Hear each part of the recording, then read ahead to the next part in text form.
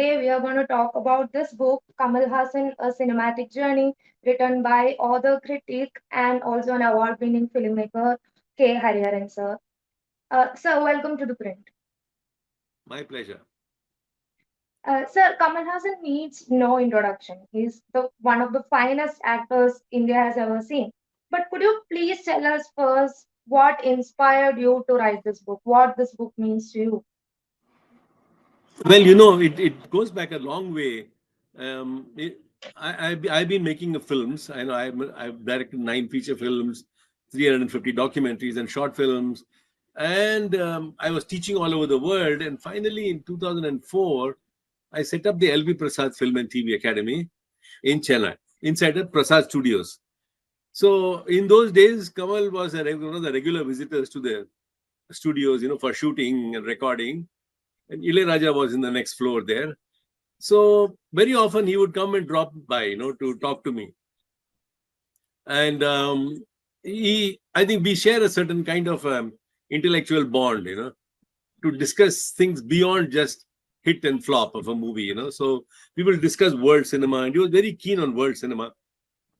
And then it happened that in 2009, Kamal Haasan wanted to do a 1 week long workshop. And I think it was like a test ground for him to check out whether I'm really good at this job, So I ran a week-long screenplay writing workshop, and he was sitting in every lecture of this. And then soon after that, it just coincidental. By the way, we didn't plan this. I got a call from HarperCollins, Kanishka, and he said, "Sir, will you write a book on Kamal Haasan for us?" I said, "Okay, I know this guy quite well. I can write it for him, no problem." Then I spoke to Kamal about it, and he said, "Yeah, sure, go ahead, let's write it." But he said, "No biography." I said, "Yes, absolutely. I am not interested in biography. I don't want to know anything about your personal life and how you deal with this and that, all your family life. It's going to be only a film. It's an analytical book." And he liked the way I analyze films and things like that. So he entrusted me entirely. So I told him that, now that with 2012, we kind of decided we're going to start writing on the book. And then I told him, I'm going to pick up about 40 films out of your 250 films that you have done and take it and do a deconstruction of the film. And his first reaction is, "You really think you will find 40 films worth watching?" I told him, "I think you are being very modest. You are being very, very modest. No, I think there are more than 40 films, but I would like to restrict it to 40 times in a kind of a chronological order from time you started until now." So I decided that I'm going to take a certain kind of contextual journey. And that is what it started on. So Kamal Haasan was very interested in seeing the context of the films sharper than the text of his films. You see, when a film is released, what is the context of that film? And so it's a kind of say it's the intersection of politics, sociology, Dravidian ideas, feminism, postmodernism, the notion of industry, the notion of finance, the notion of patriarchy, all these things. So it came at the intersection of all this, and we said, we'll do an analysis of this kind. And that is how it started. And he said, "Wow, let's do it." And then I wrote the book, and then finally it's now ready for release. And HarperCollins have kind of told me that, they have never read a book like this at all. Which is not just about stories and, is a hit film or flop film, but really going deep dive into the context of these films. So that is how it started. And Lisa, I must warn you, if you don't ask questions, I'll go on talking for the next 1 hour non-stop. Please ask me No questions. problem, sir. Also, you talk about how working with K. Balachander has influenced Kamal as an actor, Yeah. and the duo Yes. has made over like 30 movies, and like it includes Arangetram and it includes Ek Duje Ke Liye.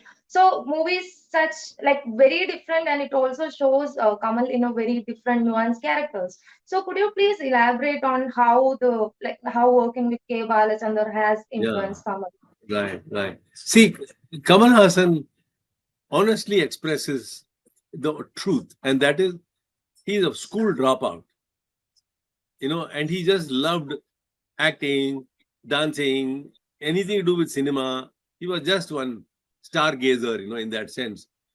So he says life has been so nice to him that it took him to the right people.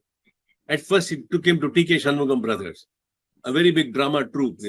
So he learned the basics of drama, set arrangement and things like that. Then he joined a guy called Nagendran, who was a Tangaraj, who was a dance choreographer.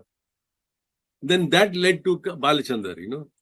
And then Balachander for him was like a film school.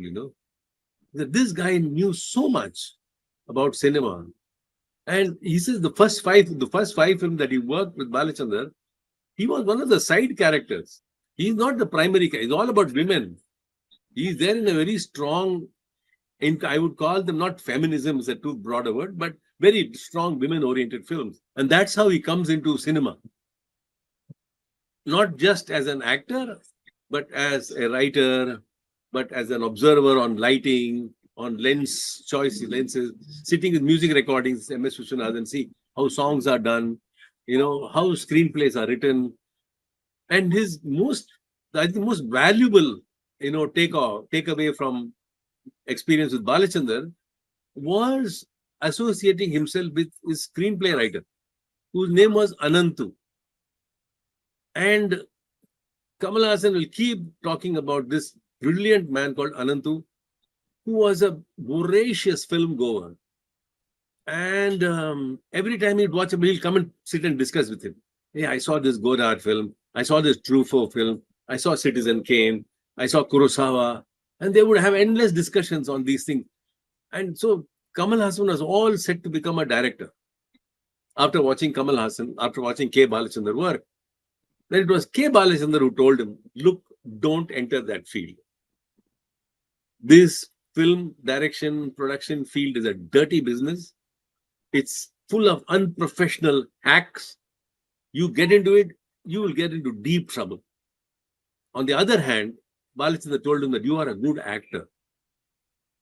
Why don't you stick to acting and get rid of all these production problems, You're good. You will contribute so much to cinema. You're a good actor, And therefore, he calls himself a very reluctant actor. He did not want to be an actor. Having learned so much from K. Balachander, So he said, okay, if you say so, you are my guru. I'll get into acting. And that is how he kind of entered into acting. That is how I see, his stage with Guru K. Balachander was. When you say reluctant actor, this actor has done like cameo roles. He has done comedy. He has done like villain, and he has done like a Pushpaga Vimanam that's like so rare to see in Indian context. So, what do you Right. think set him apart from his contemporaries or like other actors in India? You see, he was so multitasking. He was basically a multitasker. Okay. But therefore, he believed that he was good at writing and directing, because that will bring all his talents into the focus, you see.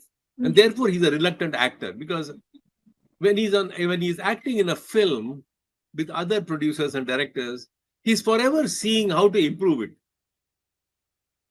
You see, there may be a screenplay there, but then he feels that's not adequate. Come on, you must make this character, look at this character arc, this film, that film. And so, in a way, he had to keep working on his films from a position which is not an actor's job, to look at how the structure of the film is done, how the songs are being done, how the art direction is being done. You see, he was so conscious of all that. So he called himself that he's somebody who's a Bahurupi, or a multifaceted person. He always wore many, many, many hats on the location. And this was, it actually took a lot of drain on him. He did not want to wear too many hats on the location. But so another thing, what happens is, once you become popular, okay, you become a superstar. By his 50th film, he was a big name, very big name, And producers were willing to accommodate whatever he requested, If you read the script and he said, she will do this role very well. Okay, sir, we will book her, sir. This cameraman will do this very well. Okay, we'll book him. And he ultimately saw himself writing all these films, So that is where K. Balachander told him, this is a stupid industry where these producers are nobody. They are just financiers. They have no idea what is cinema, what is quality. what is context, what is counterculture. They don't have any idea. They just got money and they say, come on, let's put this in a movie and let's see if it makes more. And Anisa, till today, the film industry is like that. It's a hopelessly unprofessional film industry. And Kamal Haasan wanted to do something to correct it, do something good in it. But then, you know, he realized that he had to walk this very clever balancing act between comedy and serious. So every time he would do one comedy film, he'll do one serious film. Because his heart was in the serious film. His body is there in the comedy film. He's fantastic. His timing, body language is all super. Like Pushpak, as you said. But Pushpak is a very intelligent branch of a very intelligent film and also an extremely, wonderful comedy. That's a good, very nice combination of the two, you see. But not all his films are like that. It's not possible, you see. Just out of curiosity, when you say he is a reluctant actor and he has also forayed into like directing, he has written movies and like there are a lot of movies that he has produced, and there is Uttamavillain, there is like Anbe Shivam, all this like deeply philosophical and also like it's hard to understand at first watch. So what do you think? He was a better like I'm asking for your judgment only. Was he a better technician or is a better actor? Like Uh, okay, if you ask him, and I've asked him many times, he said, what is it that you want to be, Kamal Hassan, ultimately? And he will always say, I want to be the best audience. I want to be the best audience. I want to sit in a theater and enjoy the work. And therefore, when I make my films, I'm always thinking about how would I have watched this film? mm, And therefore, he said, I would love to do every film, I would change his makeup. Okay, first of all, he was called typically Bahurupi. So some film he will wear a mask, somewhere he's a dwarf, somewhere he's tall, or he finally did Dashavataram in which he did 10 different characters in one film. So he was fascinated with makeup and changing roles and get-ups, you see. And because he said, I just wanted to see how I look like with this makeup on. So you see, it's a very personal kind of a journey. I want to play a Sardarji. How do I look like a Sardarji? Let me put a makeup on and act it. I want to play a woman. So he did Dasavataram. He played a woman, an old lady. Then in Chachi 420, he did the woman's character. He played a woman. In that film. Have you seen Chachi 420? Avai Shanmugi, how by the Tamil Shanmugi, film. yeah. Yeah, yeah. So it's just he just and to do a film like Abhay Shanmugi, he would have to take 5 hours to do the makeup on that film. So he will come at 6 o'clock in the morning, and then they'll do makeup and makeup and makeup, and finally he'll be ready, and everybody will be ready. And in 3 hours they have to finish it, because after 3 hours his makeup will start falling off. It was not today how you can do de-aging. You can put you can put prosthetics, computerize your face. You can do those days. You have to actually physically put on this makeup on his face. So it's hard work, laborious work to sit and do that makeup and come on the screen, and you have to act. And you be very conscious. You should not by mistake touch it, and then it will fall off. The other actors must not by mistake touch it, and that will also. So it constantly doing a balancing act like this. So in short, that's what I'm saying is that he loved to see him in different roles. He loved to see himself doing different kind of performances. He loved these performances, and therefore every performance has a character arc. So what would a man who's dressing up as a woman, how would she or he think? And he will work that character. And then he will explain this to other co-actors. This is how I work my characters. Can you? And the directors also will agree. Yes, yes, correct, correct, correct. They'll all work. Now, sometimes he told me, it's too much of a responsibility, to come into the film where you are only the actor, but you're also helping out with the screenplay, direction, set direction, makeup, costumes, casting, music, writing, singing. He will take all that. So But he would, when the, yeah, sorry, yeah. no. I was just adding that like it Dashavadam happened like much later, but then he started doing it way early. Like Yeah, Anpeshwaram happened when he was young, and then yeah, yeah, Apurva Ragungal when he did that, and also Avvai Shanmugi when we talk about it. So like we have to consider his age also, no? It's not yeah, easy to take yeah. that much of a mature decision. Like, So he just got energy, raised to the power of n. Honestly, he's got enormous, and he's very good fitness addict. He's very good at yoga, and he goes to gym and he works it out, not to get a six pack body, but to keep himself fit. He's very conscious, and he also knows that in many of his films he has to do his own stunts. You see, and he'll always say, if the only other person in the world cinema who can match him for the number of broken bones is Jackie Chan. I think they are maximum.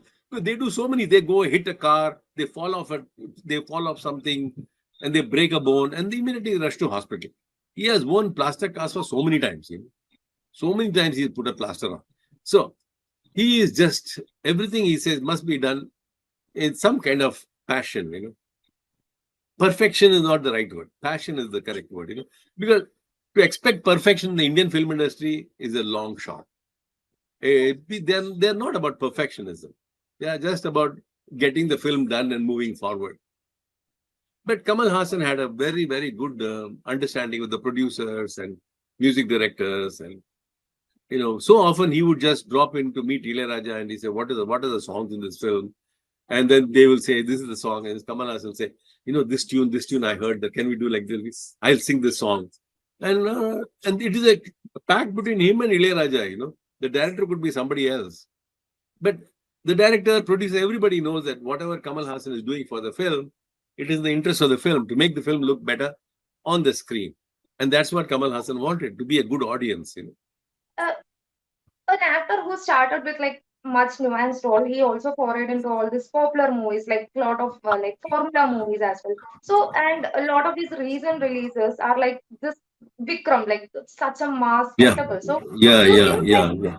how did that journey happen for him? Yeah, yeah. You see, now the question is he has to also appeal to the producer. Now, it is not that he is the director, producer. If he was like Sham Benegal, for example, very content of making a few films and going ahead. So, but you see, let me go back a little.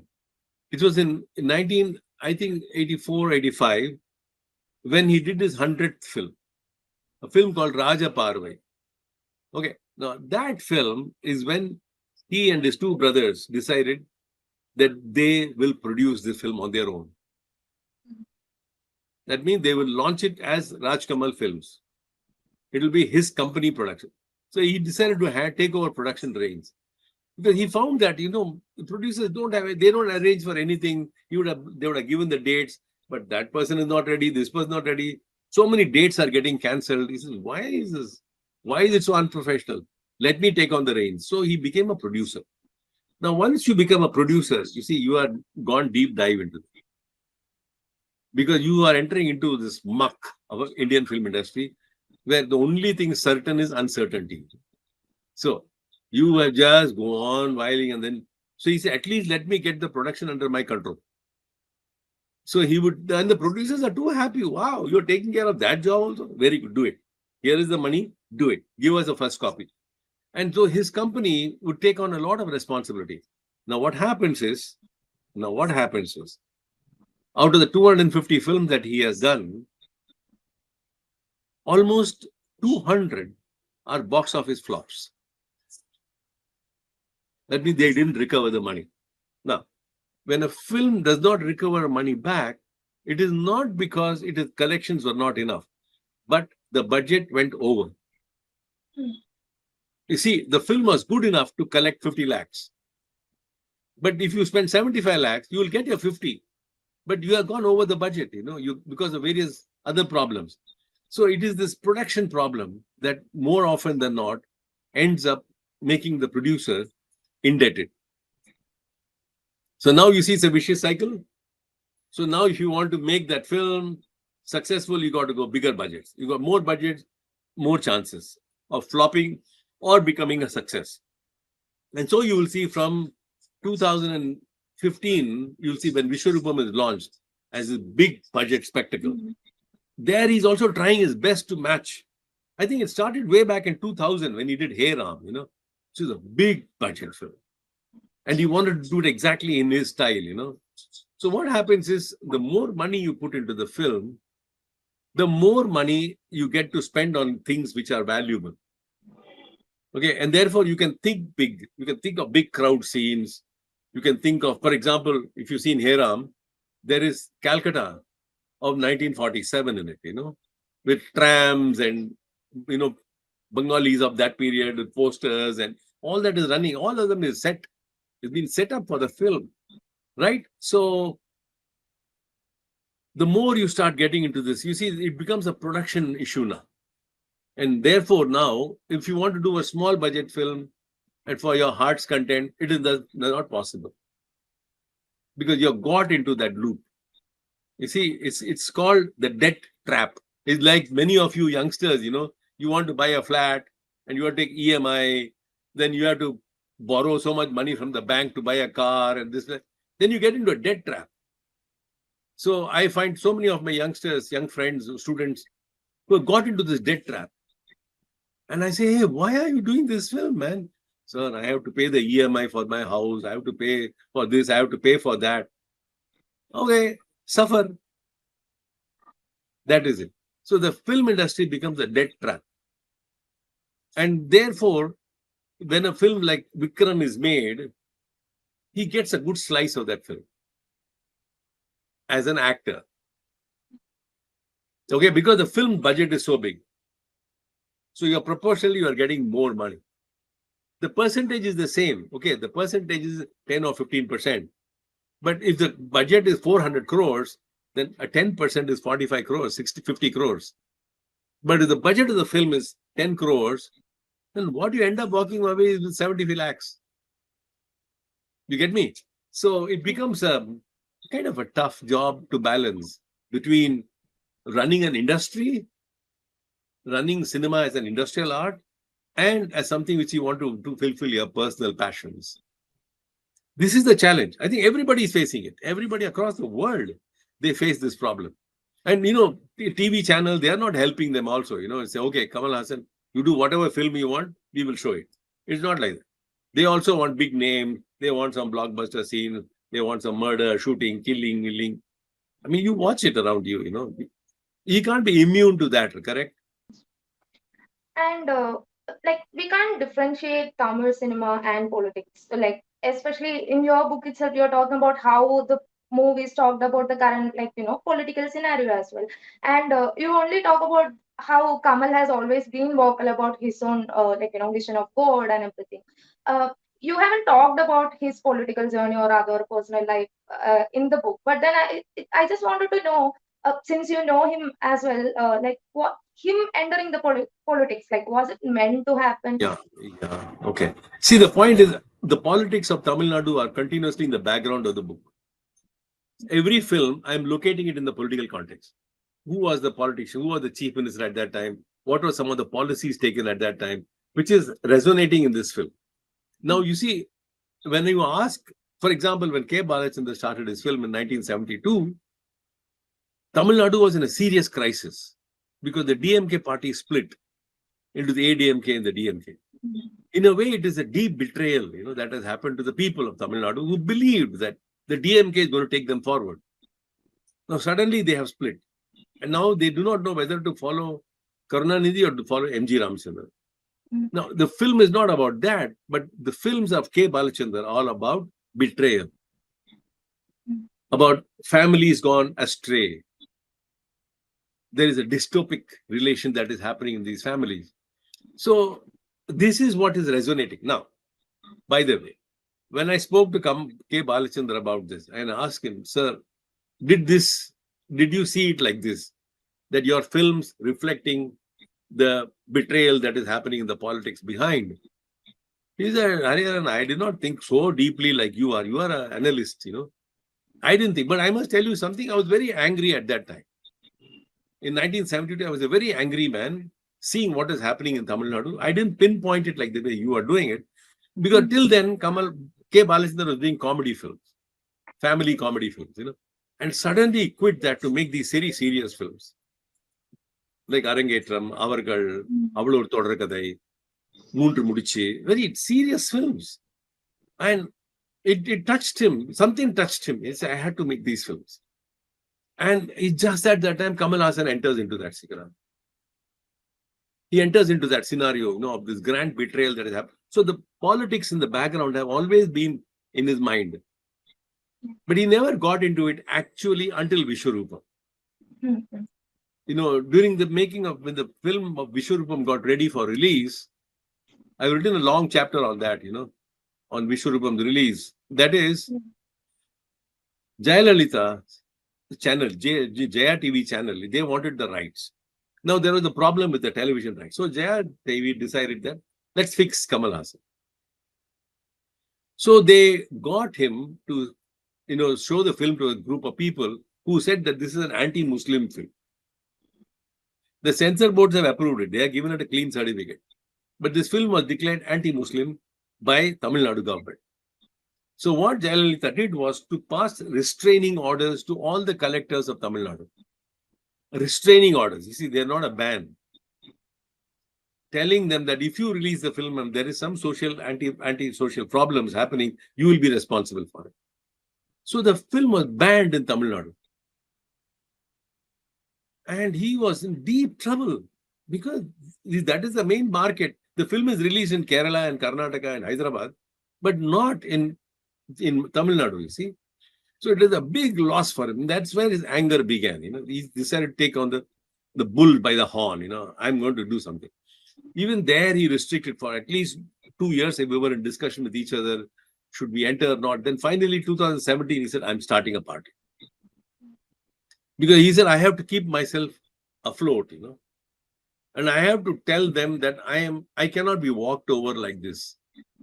I'm not some kind of, novice in the field, that you can just walk over me like this.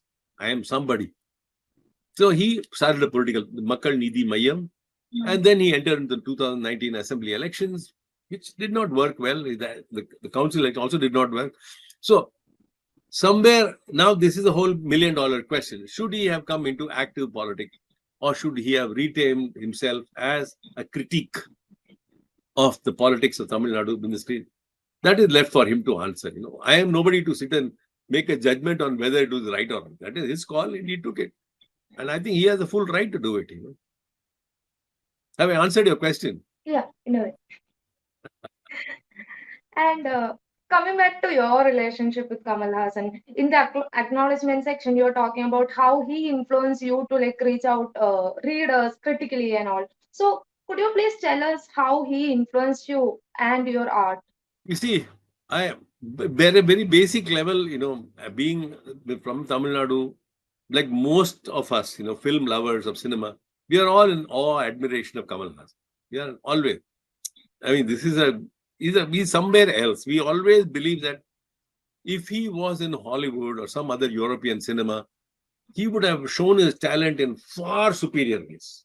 I mean, all he had to do, if he had acted with Meryl Streep or somebody like Kate Blanchett or Emma Thompson, this guy would have been somewhere else. He's the same material as Chaplin was, or Buster Keaton. He's of that same quality. But because you are like this in this slush, this film industry slush, I call it slush. You are not able to grow in this film industry because of its extremely unprofessional ways. Now, for example, I'll ask you, you are a cinema watcher for so much. Tell me, Anisa, what is the turnover of Indian cinema? Capital turnover. How much money is there in Indian cinema? Chuma, just guess. I'm reversing the table on you. I don't know. It is pathetic. It is just pathetic. Very tiny investment of 18,000 crores or $2.2 billion. Okay. Now that's no money at all. What is $2.2 billion? In a country, in India today, we have about 200 individuals who are billionaires in dollars. 200 individuals who are worth more than 8,800 crores declared. declared. There are many billionaires who have not declared their money. You see, the country is a very rich country, but it's a very poor film industry. And therefore, this is totally unprofessional. You see, $2.2 billion. Let's look at one of the big companies in Tamil Nadu, say Infosys, or TCS. They are worth $20 billion each. And if Narayana Murthy walks on the road, nobody will know who he is. Whereas if Kamal Haasan walks, there will be a mob on the street. So in a way, the Indian film industry is more an audience-driven industry. They are more important than the material of cinema itself. So I wish, to answer your question, Kamal Haasan should have been in much better circumstances, in a much better encouraging, much better place to interact with. He should have been such a film industry. Unfortunately, he is in Indian cinema and worse in Tamil cinema. And therefore, the fact that he could do something like Anbe Sivam or a film like, Pushpak, or a film like even the Papanasam, he just takes on the film to a different level. Brilliant work, brilliant. So that is his character. He has got tremendous power, tremendous charisma, tremendous talent, but he's stuck in the film industry like this. He should have been in much better circumstances. And if he was in much better, he could have outshone so many other people. Like I think he's on par with somebody like, say, Robert De Niro or Marlon Brando. He's on par with them. It's just that, Robert De Niro is acclaimed all over the world, the great actor. As for Marlon Brando, they'll think, wow, Marlon Brando. I mean, they should have thought about Kamal Haasan also in the same breath, that he's as good or maybe better than Marlon Brando. But then you need an atmosphere to grow, right? And just like for a good journalist, you need a fantastic newspaper to run the show. You cannot be a great journalist and sitting in one small newspaper in some local corner, of the country. You get me? Yeah, but like, just out of curiosity, right now we are at the point, like especially when we look at cinema, where we say local is international, where we have like small putty stories coming from villages, or like like when we look at Malayalam cinema, or like even in Tamil film industry, we have a lot of Kaka Mute, for example. Like there are a lot of small movies that coming Yeah, from that are correct. very rooted. So do Correct. we actually need like Yes. big Good, funding to make a good point. Good point. Let me put it this way. Whether it's Malayalam cinema or Tamil cinema, a director a fellow who made Kaka Mutai or Sani Kaidam, they are nowhere today. They have not been able to make another film after that. So they have the first flush of enthusiasm, they make it, and then they take another 4 or 5 years to make their next film. So cinema is not about making one flash in the pan, You need the sustainability. See, Kamal Haasan has reached today his position because between 1975 and 1985, he did 120 feature films. Can you believe it? In 10 years, you do 120 feature films. You will be almost thinking, where did he find time to brush his teeth, Where did he find time to sleep? But that is how it was. In those days, till 1985, after digital cinema has come, everything has skyrocketed. So even a small filmmaker like me, I stopped making films in 2002 because I found once, I'll tell you the simple difference. Have you ever been to a film shooting? No. See, that's very important. You go to a film shooting, when we were shooting film, there was a cameraman, there was a film camera, and he would take a shot. And there was film running in for 4 minutes, And after he took the shot, and I will ask him, was it okay? He said, it's okay. I have not seen the shot. He has seen it. So what do? I trust him. I trust him that it was in focus, the lighting was okay, the acting was okay in the frame. Once digital cameras come into the location, where you can see what is being shot. And not only you, but everybody can see. Suddenly, what happens, what could be done in 10 days' time takes 25 days. Because everybody is seeing the final monitor. Hey, that guy is watching. That is not correct. This is not correct. And they'll go on changing. And they'll go on repeating the shots. That trust goes away. Hmm. When we did recording of songs, we will all sit together, the music director, singer, drummer, recordist, all will sit together and we will rehearse the song and then go. Today, nobody sits together. The music director is somewhere, the singer is somewhere, the drummer is somewhere, the flute player is somewhere else. And they are playing in their own studios and sending bytes. You see, that cinema is gone. So now to ask Kakamutai and Chani Kaidam and, Kadasi Vivasai, they all become little oases, in a desert. They become small oases. They are not able to sustain anymore. Now, I'm not hopeless in that sense, but I feel there's another thing coming up very soon. See, once AI comes into cinema in a big way, and virtual reality comes into cinema in a big way, we will see a new kind of cinema coming up in another 5 years. Just watch it. This model will be finished. I don't know, I've answered your question. I keep talking like this. No, sir, yeah. And coming to the last question, what do you think Tamil cinema would have been if Kamal Hassan wasn't there? Like, Ah, good question. You should ask me, how did Kamal Hassan become successful then? okay. That's not about what if he was not there, I do not know. But why did he become such a success? In 1972, okay, there is Kamal Hassan and there is his good friend, Rajinikanth. Now, you see, they are like chalk and cheese, Rajinikanth, he himself admits does not know what is acting at all. He came in as chumma like that, But because he was with Kamal Hassan, he learned something from him. Now, why did these two people become successful in 1972? That is the question I have addressed in the book. The book is about how these two people replaced M.G. Ramachandran and Sivaji Ganesan. You see, M.G. Ramachandran and Sivaji Ganesan were like unshakable. But after the debacle happened in 1972 and made worse, when they joined all become allied with the Congress and 1975 emergency, that is when the people looked forward to an antithesis to MGR and Sivaji Ganesan.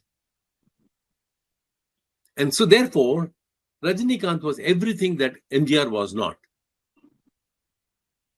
And Kamal Hassan was everything that Sivaji Ganesan was not.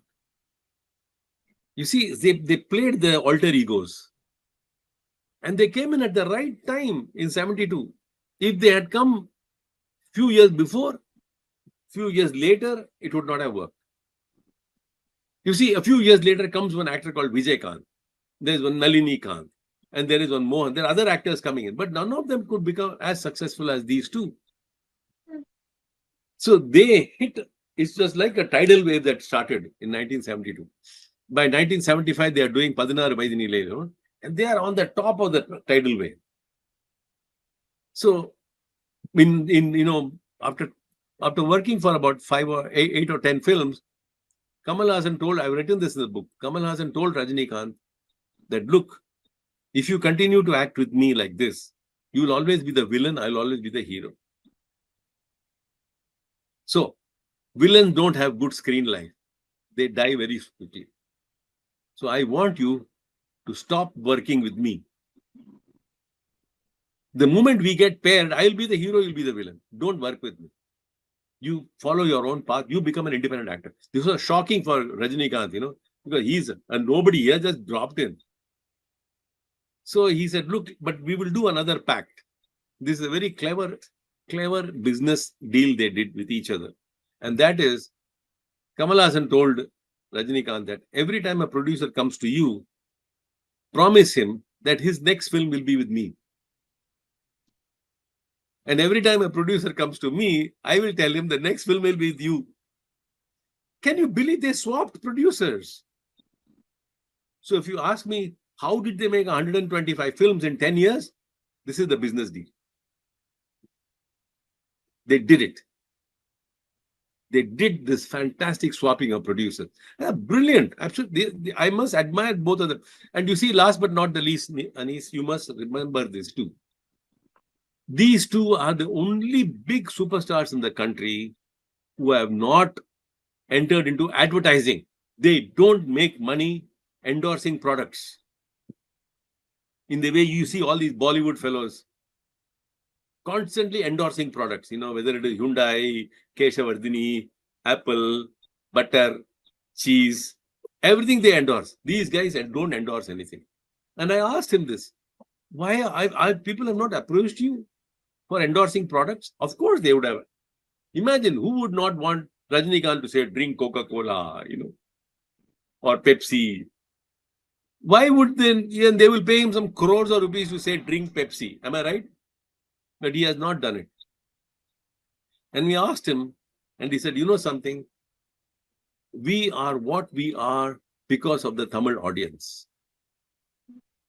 We are what we are because of their appreciation for our stories. We cannot sell their faith in us to Coca-Cola. You get me?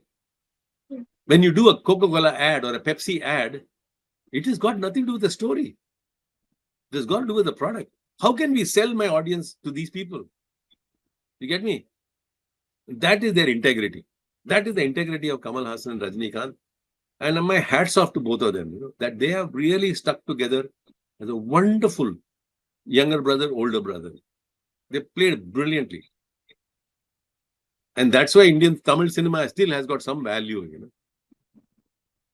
In a way, it's a sacrifice they have made, Thank you, sir. Thanks a lot for joining us. And I also urge the readers, viewers to read this book. This is one of the best possible introduction to Kamal Haasan's cinematic journey. Thank you, sir. It was very nice to talk. Thank you. Thank you very much.